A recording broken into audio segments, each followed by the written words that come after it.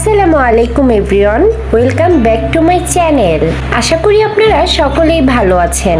আজকে আমি চলে এসেছি আপনাদের গ্রিল চিকেন রেসিপি নিয়ে। ঘরে বসেই চুলায় কিভাবে আপনারা গ্রিল চিকেনটি তৈরি করতে পারবেন তার রেসিপি আজকে আমি আপনাদেরকে দেখিয়ে দিব। এবং এই গ্রিল চিকেনটির সাথে এক্সট্রা কোনো মশলা ছাড়াই কিভাবে সস তৈরি করে আপনারা খেতে পারবেন সেই মশলাটিও আমি আপনাদেরকে করে দেখাবো। আশা করছি আজকের এই রেসিপিটি আপনাদের সকলের কাছে খুবই ভালো লাগবে। তো চলুন দেখে নেওয়া যাক ঘরে বসেই কি করে গ্রিল চিকেনটি তৈরি করে নেওয়া যায়। এর জন্য আমি এখন এখানে নিয়ে নিয়েছি 2 কেজি পরিমাপের একটি চিকেন। আর এই চিকেনটিকে আমি খুব ভালো করে পরিষ্কার করে ধুয়ে নিয়েছি এবং এক্সট্রা পানিটিকেও শুকিয়ে নিয়েছি। এখন আমি যা করব সেটি হচ্ছে চিকেনের বুকের দিকটিকে একটি ছুরির সাহায্যে চিড়ে নিব।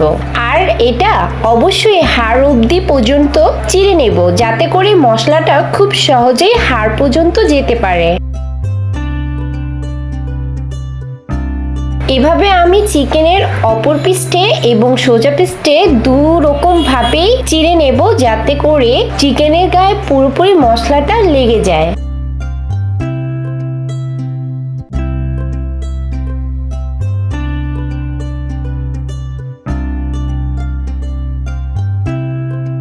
চিকেনটি ছিঁড়ে নেওয়ার পর সরাসরি চলে যাব মশলাটি তৈরি করার জন্য। চিকেনটিকে সাইডে রেখে এখন দিয়ে দিচ্ছি এখানে 1 কাপ পরিমাণ পেঁয়াজ বাটা।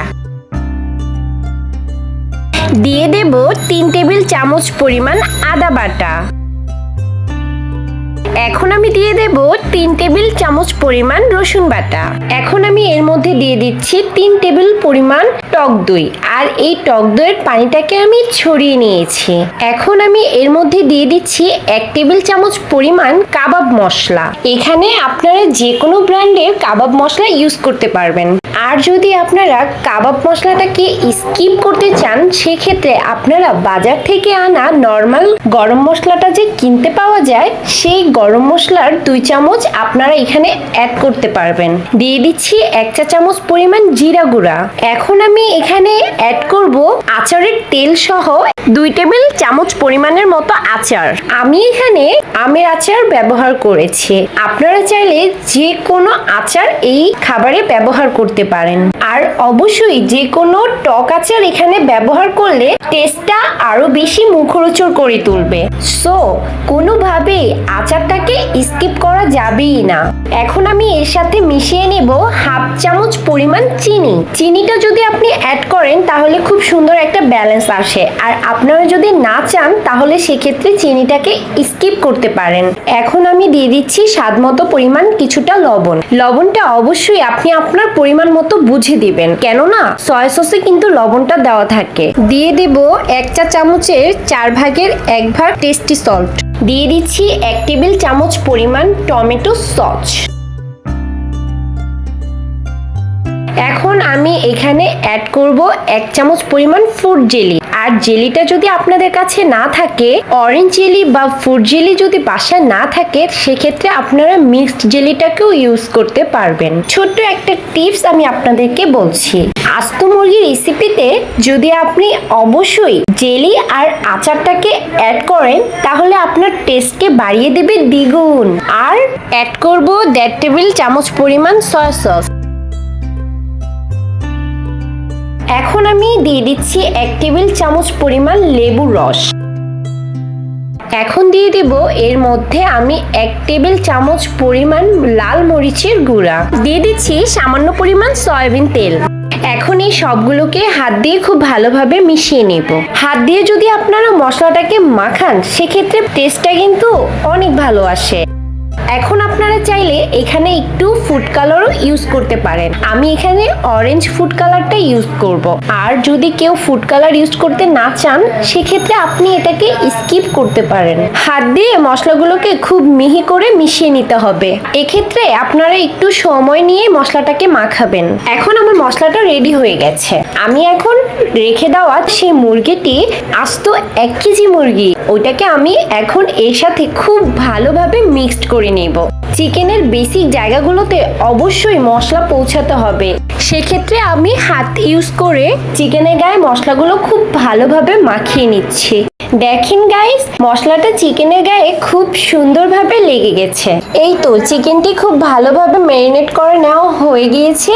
এখন আমি চিকেনের রান দুটোকে আর বুককে ভালো করে সুতো পেঁচিয়ে বেঁধে নেব। এই চিকেনটি যদি আমি সুতো দিয়ে ভালোভাবে মিল করে নিই তাহলে এর শেপটি চুলায় দেওয়ার পর কোনোভাবেই নষ্ট হবে না।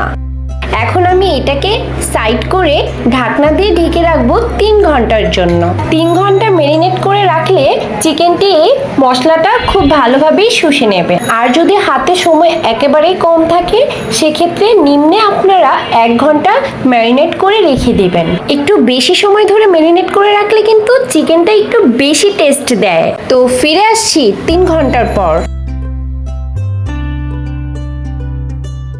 এখন আমি চিকেনের গায়ে লেগে থাকা এক্সট্রা মশলাগুলো ছড়িয়ে নিব যাতে করে চুলায় দেওয়ার পরে চিকেনটা পুড়ে না যায়।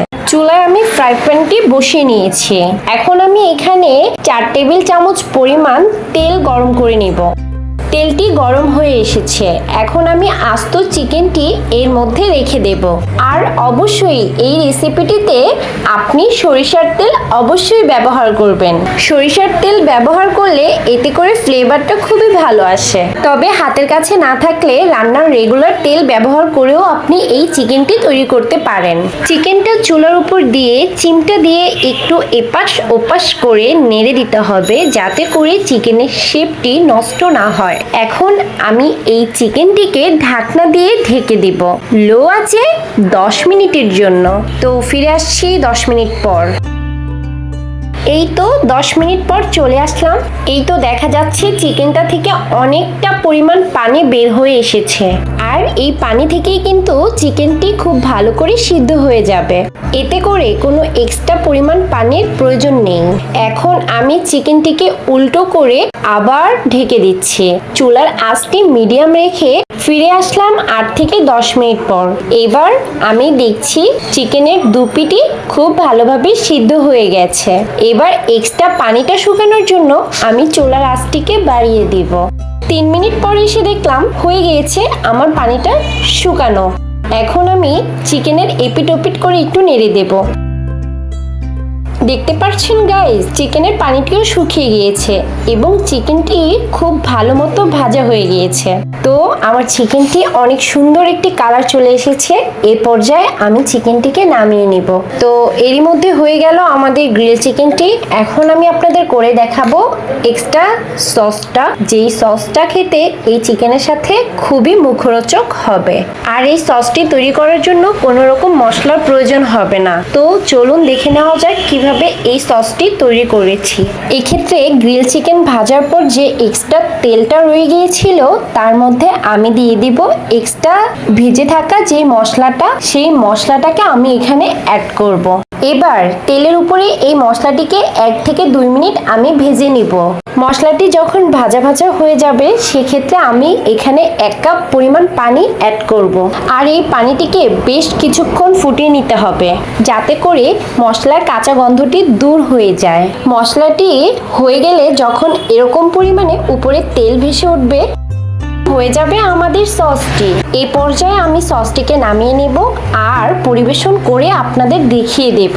তো গাইস, দেখতেই পাচ্ছেন আমার চিকেনটিকে কত সুন্দর করে পরিবেশন করেছি। চিকেনটিকে এখন আমি আপনাদেরকে কেটে দেখাবো আপনাদের সুবিধার্থে। এই যে দেখুন গাইস, কত সুন্দর করে আমাদের চিকেনটি খুলে খুলে আসছে। সো ইয়াম্মি গাইস, এত মজা স্বাদের চিকেন রেসিপিটি আপনারা ঘরে বসেই নিজের চুলাতেই করে নিতে পারবেন। আজকের ভিডিওটি এই পর্যন্তই। যদি আপনাদের ভালো লেগে থাকে তাহলে অবশ্যই like, comment, share and subscribe করে আমাদের পাশে থাকবেন। ধন্যবাদ।